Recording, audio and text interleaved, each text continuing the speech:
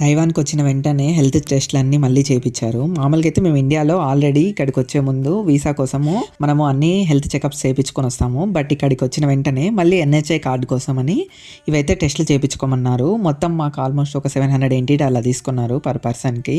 ఇంకా వీళ్ళైతే ఇక్కడ హైట్, వెయిట్, హియరింగ్ టెస్ట్ అలా అన్నీ చేశారు. ఎన్‌హెచ్‌ఐ కార్డ్ ఎందుకంటే ఇప్పుడు మనకి ఇక్కడ ఏమైనా హెల్త్ ప్రాబ్లమ్స్ వచ్చినప్పుడు హాస్పిటల్‌కి వెళ్ళినప్పుడు ఫ్రీగా ఇస్తారు. డాక్టర్ ఫీజు ఒకటి మనం పే చేసుకోవాలి.